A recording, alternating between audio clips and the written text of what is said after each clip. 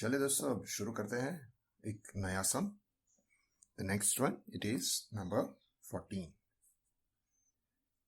Ajay, Alpa and Amay are the partners of firm sharing profits and loss in the ratio of 50%, 30% and 20% respectively. The balance sheet of the firm as on 31st March 17 was as under. And here you are given the balance sheet and here you find goodwill. So naturally it is to be closed, right?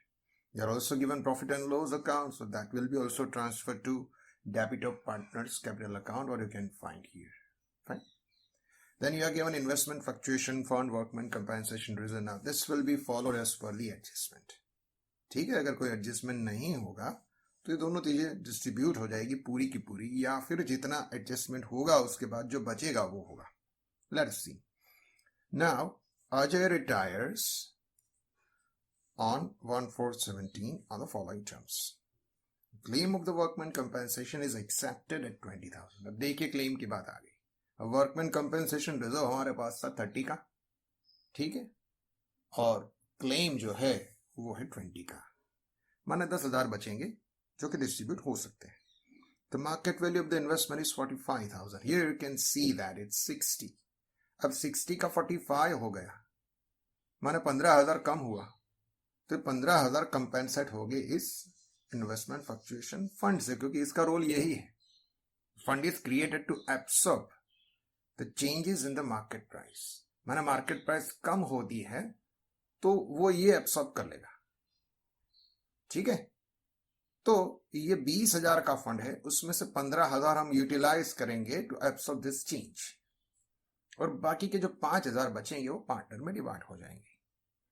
The bad debt on debtors 2,000 is to be written off and provision for doubtful debt is to be kept at 5%. अभी यहाँ पे हमारे पास bad debt reserve है, नया bad debt दिया गया है, नया बैड डेट रिजर्व भी दिया गया है. तो जिस तरीके से जनरली फाइनल अकाउंट में होता है बिल्कुल उसी तरीके से हम इसको फॉलो करेंगे for better understanding. Fix assets to be appreciated by 20%. तो यहाँ पे फिक्स असेट हमारे पास है. And the book value of the stock is overvalued by 600 compared to its cost. Right? It's overvalued as compared to the cost. Cost जो है उससे हमने ज्यादा इसको वैल्यूएट कर दिया है, so उसको कम करना है. They are not saying reduce it, they are saying it's overvalued. So cost of the stock is to be recorded. माने ज्यादा हो गया है, कम कीजिए. The value of the goodwill of the firm is 1 lakh. यहाँ पे ऑलरेडी वैल्यू है ही. सबसे पहला काम इसको क्लोज करना है. उसके बाद जाकर के जो सैक्रिफाइसिंग रेशियो गेनिंग रेशियो है, उस गेनिंग रेशियो में जो पार्टनर्स हैं, राइट, उसके अकाउंट में हम उसको डेबिट करेंगे, और जो सैक्रिफाइस कर रहे हैं नॉर्मली रिटायरिंग वन, उसके अकाउंट में उसको क्रेडिट करेंगे. Ajay is to be paid 10,000 in cash. माने 10,000 उसको कैश देंगे. अब उसकी कैपिटल ही 60 की, तो 10,000 में कैसे काम बनेगा? तो माने मतलब सीधा सा है कि बाकी का लोन में कन्वर्ट हो जाएगा. You are told that you are paying only 10,000 in cash. अब उसकी खुद की कैपिटल 60 की है. ये सारी इफेक्ट हम देंगे, ठीक है, गुडविल भी देंगे, रिवैल्यूएशन का प्रॉफिट लॉस जो भी आता है, तो उस तरीके से देखेंगे तो वो अमाउंट नेचुरली इससे ज्यादा हो जाएगी. 10,000 सिर्फ नहीं होगी. तो जब इस तरीके की बात होती है कि आपको बोला कि भाई इतना कैश, तो बाकी का क्या, तो आपको समझ लेना है कि बाकी का हो गया loan, right. The new profit and loss ratio of Ajay and Amay is 1:4. Now this will be helpful in calculation of goodwill and all that. Right? वहां पे ये काम आएगा.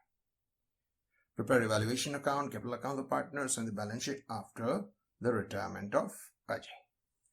तो चलिए इस सम की हम शुरुआत कर देते हैं. तो शुरुआत में हम लोग को क्या करना है, सबसे पहले तो हम पार्टनर्स की जो कैपिटल है ओपनिंग बैलेंस उसी को लिखेंगे. तो यहाँ पे लिखेंगे पहले वाले, सबसे पहले that is by balance term. सबसे पहले ये आएगा. पार्टनर्स की जो कैपिटल है उसी को हम लिखेंगे. It is 60 and it's 50. Then for Amay it's 80. ठीक है. अब दो चीजें जो सामने आ रही थी, एक थी गुडविल, दूसरा था प्रॉफिट एंड लॉस. तो गुडविल हमें असेट साइड दी गई है, तो उसको हमें क्लोज करना है. और पार्टनर के कैपिटल अकाउंट में उसको डेबिट करना है एज यूजुअल। ये हम एडमिशन में भी देख चुके हैं, as for S26 goodwill is an internally generated asset that should not be shown in the book। तो किसी भी चैप्टर में आप सम कैलकुलेट करते हो, चाहे वो एडमिशन हो या रिटायरमेंट, गुडविल अगर आप असेट साइड देखो, सबसे पहला काम close and debited to partners capital account, ये सबसे पहला करना है आपको, ठीक है। But it's always in the old ratio, old ratio में जाएगा। और यहाँ पे ओल्ड रेशियो है 50-30-20 माने 5:3:2। तो 5:3:2 में अगर हम 50 को डिवाइड करेंगे, so that comes to 25,000, then it's 15,000, then it's 10,000, ऐसे हो गया। लास्ट आइटम है profit and loss which is 30,000। उसी तरीके से उसको भी यहीं पर हम लोग ट्रांसफर कर लेंगे। Its profit and loss account. तो 30 जो है उसको हम डिवाइड करेंगे तो वो हो जाएगा 15, then it's 9, then it's 6। 15, 9 and 6 इस तरीके से। तो ये जो चीज बैलेंस शीट में हमारे पास थी उसको हमने ले लिया, ठीक है। अब रिजर्व का भी है, but as per that adjustment will follow. तो सबसे पहला एडजस्टमेंट जो है वो है the claim of workman compensation is accepted to 20। अभी हम देख सकते हैं कि वर्कमैन कंपेंसेशन जो है वो हमारे पास 30,000 का है, राइट। उसमें से क्लेम 20 का है, माने 20,000 फ्री रिजर्व नहीं है, that is to be kept aside, ठीक है। तो बैलेंस शीट में हमें उसे लिखना है। तो पहली 3-4 लाइन हम छोड़ देते हैं, फिर हम लिख देते हैं वर्कमैन कंपेंसेशन क्लेम। क्लेम है वो 20,000 का है। So we open that claim account. 30,000 का रिजर्व था, उसमें से 20,000 हमने बचा के रख दिए। बचे कितने? 10,000।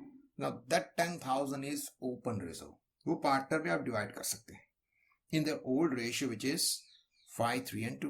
So here we are writing workman compensation reserve account, that is 10,000.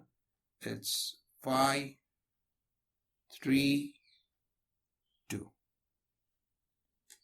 ये 5:3:2 में डिवाइड हो जाएगा। 30,000 थे, 20,000 हमने यहाँ पे रख दिए, बाकी के बचे 10,000, वो हमने डिवाइड कर दिए। बिल्कुल उसी तरीके से फॉलो होगा the investment. The market value of investment is 45। अब इस पर्टिकुलर सम में हम देखें तो इन्वेस्टमेंट की वैल्यू हमें 60 बताई गई है। अब 60 जो है उसकी वैल्यू 45 हो गई, means it is decreased bye 15,000, तो 15,000 कम हुई। तो जो नई वैल्यू है वो हम यहां पे लिखेंगे इन्वेस्टमेंट्स 45। इसकी लेटेस्ट वैल्यू हमने बैलेंस शीट में लिखी थी। 15,000 कम हुई, तो वो जो कम हुई वो कहां पे जाएगी? That reduction should be compensated against the reserve. जैसे इस क्लेम को जो है हमने क्या किया, क्लेम का जो रिजर्व था उसमें से हमने क्लेम जितनी अमाउंट साइड पे रख दी, ठीक है, और बाकी की डिवाइड की।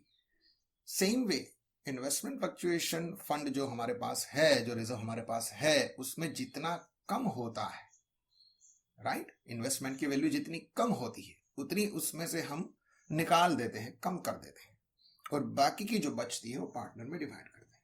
तो हमारे पास इन्वेस्टमेंट फ्लक्चुएशन फंड 20,000 का है, मतलब अगर 20,000 तक उसकी वैल्यू डाउन होती है कोई प्रॉब्लम नहीं है, रिजर्व उसको कंपेंसेट कर लेगा, रिजर्व अकाउंट उतना क्लोज हो जाएगा।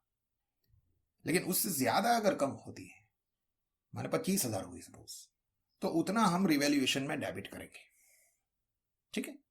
तो यहां पे क्या होता है, वो जो हमारे पास उसका रिजर्व है 20,000, उससे कम उसका रिडक्शन है, उसका प्राइस का रिडक्शन 15 का है, रिजर्व 20 का है, माने अभी 5,000 हमारे पास बचे हैं रिजर्व के, जो पार्टनर में हम डिवाइड कर देंगे। So it is investment fluctuation fund account. 5,000 partner में डिवाइड होंगे 5:3:2 में, तो वो होगा 2,500, देन इट्स 1,500 एंड इट्स 1,000। तो इससे बिल्कुल आधा है, 10,000 का डिस्ट्रीब्यूशन, तभी 5,000 का होगा तो उससे आधा ही हो जाएगा, ठीक है। तो ये काम खत्म कर लिया हमने इन्वेस्टमेंट फ्लक्चुएशन रिजर्व का भी। फाइन, अभी दूसरे जो एडजस्टमेंट है उनको हम देखेंगे। Bad debt reserve, bad debt on the debtors rupees 2000 is to be written off and the provision for doubtful debt is to be kept at 5%. अभी देखिए हमारे पास जो डेटर हैं वो कितने के हैं? डेटर्स आर ऑफ 70,000, 70,000 के, 70,000, उसमें से 2,000 जाएंगे बैड डेट में, लेस बैड डेट, वो होंगे 2,000, उसको निकाल दें, 68 आते। ठीक है, अभी दूसरी बात हमें ये बताई गई है कि उसके ऊपर हमें 5% बैड डेट रिजर्व रखना है। ये जो 68 है इसी के 5% हमें रखने हैं, less bad debt reserve 5% of this 3400 निकाल देते, तो ये हो जाएगा 64,600। ठीक है, तो ये दो चीजें हमने कर दी, बैड डेट रिजर्व। अब इन दो चीजों के लिए हमारे पास ऑलरेडी रिजर्व पड़ा ही था। अगर हम क्वेश्चन में देखें तो बैड डेट रिजर्व जो क्वेश्चन में दिया गया है वो है 6,000। 6,000 का रिजर्व हमारे पास पड़ा था और उस 6,000 के रिजर्व में से ये दो चीजें यूज होगी, because that reserve is kept for the same. Bad debt reserve का मतलब यही होता है कि अगले साल जब भी कुछ बैड डेट के साथ रिलेटेड आप कुछ भी करते हो तो उस रिजर्व में से उसको कंपेंसेट करो। Reserves are kept for that only. तो 6,000 का रिजर्व हमारे पास ऑलरेडी पड़ा था, उसमें से ये दो चीजें हम निकालेंगे। ठीक है, अगर फिर भी कुछ बचता है तो उसको रिवैल्यूएशन में क्रेडिट देंगे, क्योंकि इन दोनों का टोटल अगर निकालें it is less than 6,000, is 3,400 plus 2। ठीक है, तो 6,000 का जो बैड डेट रिजर्व हमारे पास पड़ा है उसमें से ये दो चीजें हम निकाल दें। अगर कुछ बचता है तो उसको रिवैल्यूएशन में क्रेडिट करेंगे, बचता नहीं है, कुछ ज्यादा हो जाता है तो रिवैल्यूएशन में डेबिट करेंगे कि भाई इतना और ज्यादा। तो here we are writing it, we can see that ये जो टोटल है ये 6,000 से कम है, राइट? तो बचेगा कुछ, तो जो बचेगा वो रिवैल्यूएशन में क्रेडिट जाएगा। यहां पे हम लिख देते हैं by bad debt reserve account. ठीक है, कितना है हमारे पास? 6,000 का बैलेंस ऑलरेडी था, less 2,000 and less 3,400 is new BDR। तो ये जो आ गया डिफरेंस वो होगा 600, it's going to be credited here. ठीक है, मतलब जितने बैड डेट रिजर्व की बैलेंस बचती है, अगर कम पड़ता है, माने 6,000 का रिजर्व है और इन दोनों का टोटल मिला के 7,000 होता है, तो रिजर्व से जितना ज्यादा होगा उतना रिवैल्यूएशन डेबिट हो जाएगा, रिजर्व से जितना कम होगा उतना रिवैल्यूएशन क्रेडिट जाएगा कि भाई बचा है आप रखिए वापस अपने पास, ऐसा कुछ। ठीक है, चलिए आगे बढ़ते हैं। Fix assets to be appreciated by 20%। Fix asset को हमें अप्रिशिएट करना है, बढ़ाना है, राइट? तो हमारे पास जो फिक्स एसेट्स दी गई है वो है 1 लाख की, उसको 20% हम बढ़ाएंगे तो नई वैल्यू आ जाएगी 1,20,000 इंक्रीज बाय 20,000, और ये बढ़ती है, so that becomes benefit, right? Being a benefit, profit, it will be credited here by fixed assets 20,000। ठीक है, उसका बेनिफिट हुआ तो बनी आप लिखा।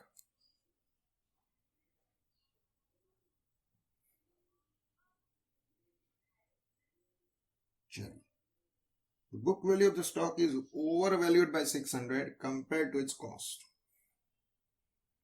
स्टॉक की वैल्यू है इज ओवरवैल्यूड बाय 600, कॉस्ट से 600 रुपये ज्यादा, राइट? और हमको उससे कॉस्ट वैल्यू से लिखना है, कॉस्ट प्राइस पे लिखना है, मैंने 600 हमने ज्यादा लिख ली तो उसको कम करना है, reduce the value of stock by 600। तो स्टॉक हमारे पास दिया गया है 20,000 का, उसमें से 600 निकाल देंगे राइट, तो हो जाएगा 19,400, 19,400, and as you reduce the value of any asset, it's going to be debited to valuation account, and here you have to write to stock account. तो सीधे सीधे नहीं बता दे कि उसको कम करो, ये बोला है कि ये ज्यादा हो गया है, ज्यादा हो गया तो कम करो. The next is the value of goodwill of the firm is 1 lakh. तो ये हमें काम आएगा जब हम कैलकुलेट करेंगे. Then you are told that Ajay is to be paid 10,000 in cash. सबसे आखिर में हम लोग करेंगे इसको after giving the effect of goodwill and all that, क्योंकि ये सेटलमेंट की बात है. सेटलमेंट तो सबसे आखिर में आता है. सबसे आखिर में जब उसका सेटलमेंट हम करेंगे तब इसको देखेंगे. And the last is the new profit loss sharing ratio of Alpa and Amay is 1:4. चलिए अब इंपॉर्टेंट बात आती है कैलकुलेशन ऑफ सैक्रिफाइस गेन जो भी है. ठीक है, तो 3 पार्टनर है. इट्स अजय, अल्पा, अमय. अभी odd share and new share. तो ऑड है 5, 3 and 2, and the new share. अभी अजय रिटायर हो रहा है, तो Alpa, Amay, they are in the ratio of 1:4. तो ये बात है. और पास जो इंफॉर्मेशन है वो अगर अपन देखें तो कुछ इस तरीके से बात बन रही है. राइट, चलिए, तो जब गेन की बात आती है, क्योंकि रिटायरमेंट का मतलब ये होता है, नॉर्मली गेन होता है कि कोई निकल जाता है तो उसका शेयर हमें मिल जाता है, something like that. So there are more chances of gaining something rather than sacrificing. तो यहाँ पे ज्यादातर फॉर्मूला गेन की आएंगी. जैसे एडमिशन में क्या था, सेक्रीफाइस ज्यादा होता है कि भाई कोई आता है और हमारा जो हिस्सा होता है उसमें से हमें कुछ उसको देना पड़ता है because he is admitted. तो ज्यादातर सिचुएशन होती है सेक्रीफाइस की. तो वहां पे नॉर्मल फॉर्मूला सेक्रीफाइस की होती है, यहाँ पे नॉर्मल फॉर्मूला गेन की होती है. तो गेन का मतलब है your new situation and all situation for comparable. The gain का मतलब new situation is better. So gain is equal to new share minus odd share. ठीक है, अल्पा का गेन देखें. अल्पा का न्यू शेयर कितना है? 1 + 4 is equal to 5. It's 1/5. और ऑड था 3, so 5 + 3 + 2 10 -3/10. अभी यहाँ पे तो उसको 10 में उसको हमें कन्वर्ट करना पड़ेगा. ठीक है, तो कितना आएगा? So that's you can multiply it by 2. So it's 2/10 - 3/10. 2/10 - 3/10 is equal to -1/10. So here you can see it's sacrifice. Sacrifice आ गया. ठीक है, नॉर्मली कम होता है लेकिन यहाँ पे हुआ है तो देख लेंगे. राइट, बिल्कुल उसी तरीके से अमय का काम भी हम करेंगे. अमय का न्यू शेयर कितना है? 4/5. उसका ओड था 2, only 2. It's 2/10. So it's heavily gaining. Amay जो है वो सिर्फ 2/10 माने 20% पे था उसमें. सो 4/5. सो अभी इसको हम 10 में कन्वर्ट करेंगे, कम्स टू 8/10 - 2/10. वो 20% में से 80% पे चला गया. उसका जो शेयर है वो कंसिडरेबली बढ़ गया, बहुत ज्यादा गेन कर रहा है. हमें इज गेनिंग अ लॉट. सोचिए 20% वाला अगर 80% पे चला जाता है, 60% का गेन, समथिंग लाइक दैट. तो एक आदमी गेन कर रहा है तो सेक्रीफाइस कर रहे हैं. अजय जो जा रहा है उसका तो सेक्रीफाइस है ही. उसके अलावा one of the existing partner Alpa, she is also sacrificing. ये दोनों सेक्रीफाइस करे और गेन ये एक बंदा कर रहा है. Amay is gaining, Ajay and Alpa sacrificing. Is like that. इसका 50% 10% मिला करके इसके पास 60 आ गया, बस ऐसा कुछ. राइट, तो अभी क्या करेंगे? अभी गुडविल को मल्टीप्लाई करना है इन सभी चीजों से. Right, what are going to be the shares. So share in goodwill. Right, किसको कितना मिलेगा? जो लोग सेक्रीफाइस करें उन सबको मिलेगा. इसके सबसे पहले तो ये रिटायरिंग पार्टनर अजय सेक्रीफाइस कर रहा है तो उसका हमें गेन ढूंढना है, ठीक है। तो 1 lakh is the value of goodwill into share is 5/10। तो नई जो वैल्यू है गुडविल की वो 1 लाख है, तो उस हिसाब से हमें उसको कैलकुलेट करना है। फिर Alpa, she is also sacrificing, वो है 1 लाख इंटू 1/10 comes to 10,000। तो ये दोनों सेक्रीफाइस कर रहे हैं, they both are sacrificing, so they should be credited. और इतना टोटल जो है वो गेन हो रहा है, कौन गेन कर रहा है? Naturally the left one, that is Amay, Amay उसको गेन कर रहा है। तो अमय का शेयर जो है उसका गेन जो है 6/10, सो नेचुरली वो इनका टोटल ही होगा, that is 60 is the only gainer is going to be debited। कुछ इस तरीके से गुडविल की ट्रीटमेंट होगी कि Amay's capital account debited to Ajay's capital to Alpa's capital, right. इस तरीके की जर्नल एंट्री को अगर हम पोस्ट करेंगे तो कैसे होगा? So this two are credited. Ajay को कितना क्रेडिट मिल रहा है? 50, तो उसके अकाउंट में हम डायरेक्टली यहीं पे 50 लिख देते हैं, ठीक है। Because he's sacrificing, credit the giver. Same way Alpa is also sacrificing. She should be credited by 10,000, right? और 10,000 जो है वो उसके अकाउंट में क्रेडिट जाएंगे, तो यहाँ पे हम लिख देंगे 10,000।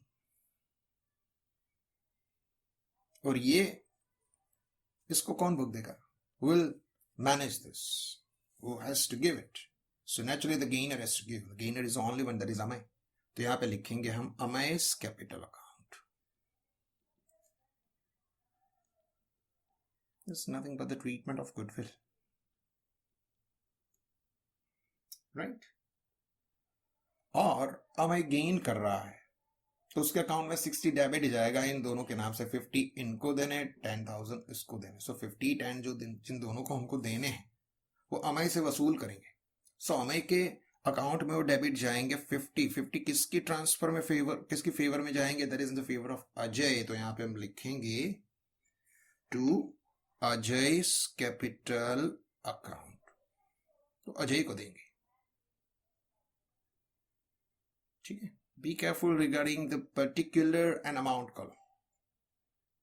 हम लोग पर्टिकुलर में बाद में जाते, पहले जो कॉलम है अमाउंट का वहां पे जाते, that's the right way of working, कभी गलती नहीं होगी। 10,000 अमय को किसको देने हैं? अल्पा को देने हैं। कौन देगा? Amay.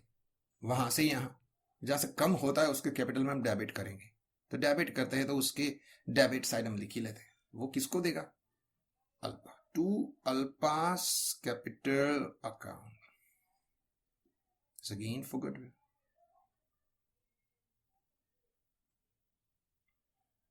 So it's the way we are going to treat this goodwill, fine।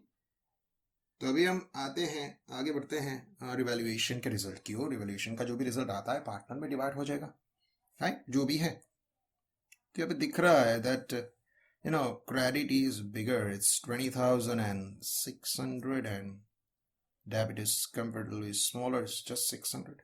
तो 20,000 का प्रॉफिट हो रहा है, मुनाफा हो रहा है, वो पार्टनर में डिवाइड हो जाएगा उनके ओल्ड रेशियो में, इट्स अ प्रॉफिट, ठीक है। तो तीनों अजय, अल्पा, अमय, तीनों के बीच में 5-3-2 में अगर ये डिवाइड होगा तो 10, 6 एंड 4, ठीक है। 10, 6, 4 तीनों के अकाउंट में क्रेडिट जाएगा as revaluation profit. So here we are supposed to write revaluation account profit, it's 10, 6 and 4, ठीक। तो इस तरीके से हमने रिवैल्यूएशन का प्रॉफिट भी ट्रांसफर कर दिया। अब आएगा सेटलमेंट। ठीक है, अब देखना ये है कि जो रिटायरिंग पार्टनर है अजय, उसको हमें जो भी देना है उसमें से 10,000 उसको हम कैश में देंगे, ये तय है। So first of all let's total the credit side, because that is naturally bigger. It's 60, then 50, then 10. So ऐसे ही 120 तो ऐसे हो गए, 127,500 यहाँ पे लिख देते हैं। ये टोटल हमें दिख रहा है यहाँ पे 127,500 में से हम उसका 40 निकाल देंगे, सो दैट कम्स टू 87,500। लेकिन उसमें से 10,000 हम उसको कैश में देंगे to cash account, because we are clearly told कि अजय को हम 10,000 रुपए कैश में दे देंगे। तो अभी बाकी जो भी बचेगा वो बन जाएगा उसका loan, that becomes Ajay's loan account. This is nothing but the balancing figure. जो भी बचता है वो ये, ठीक है। And his loan is going to be entered here on the liability side. It is Ajay's loan 77,500, और जो कैश है जो हमने उसको पे कर दिया, तो हमारे पास कैश थी 16,000 की, राइट। अब कैश जो 16,000 की थी उसमें से 10,000 हमने अजय को दिए, तो बाकी बचे 6,000। ठीक है, तो इस तरीके से हमने असेट साइड कैश को लिख दिया कि जो बचा है वो यहीं पे। अब बाकी जो पार्टनर्स का है वो उसकी बैलेंस जो है वो कैरी फॉरवर्ड हो जाएगी अपने आप, जो भी है। ठीक है, तो यहाँ पे हम देख सकते हैं कि अल्पा का क्रेडिट का टोटल जा रहा है 70,500, और उसमें से हम ये 15 + 9 24 इसमें से निकाल देते हैं, comes to 46,500। It will be written as balance carry forward.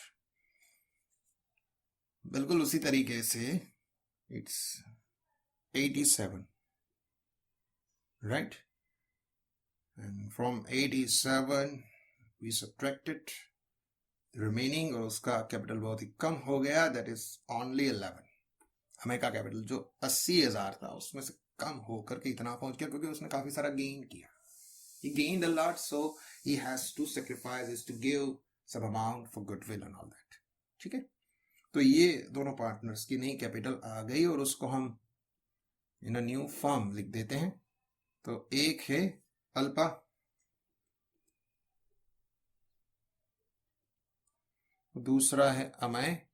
Alpa की कैपिटल है 46,500, अमय इज ओनली 11,000। और इसके अलावा जो भी एसेट्स या लायबिलिटी जो भी बची है जिसके ऊपर हमें कोई एडजस्टमेंट नहीं देखा, उसको हम एज इट इज वैल्यू से लिख देते हैं। जैसे कि क्रेडिटर्स जो है तो उसके ऊपर हमने एक भी एडजस्टमेंट नहीं देखा, तो with as it is value we will write it over here as 40,000 and provident fund, right. तो जो प्रोविडेंट फंड है दैट इज 60। ठीक है, सामने हम देखेंगे तो फिक्स एसेट्स हमने लिख ली है, इन्वेस्टमेंट लिख लिए हैं, डेटर्स लिख लिए हैं, स्टॉक, कैश, सारी चीजें लिख ली। प्रॉफिट एंड लॉस, गुडविल तो हमने क्लोज कर दिया, इन्वेस्टमेंट जो था, राइट, उसका रिवैल्यूएशन भी कर दिया। तो कोई और चीज अब असेट साइड बचती नहीं है कि जो कि अनरिकॉर्डेड हो, राइट। तो अब हम इसका टोटल अगर करेंगे, so that comes to 2,55,000 both side equal automatically. ठीक है, so this is the way we can find it, right? तो ये पूरा का पूरा सम हमने खत्म कर दिया। ठीक है, तो अभी आज के लिए इतना, राइट।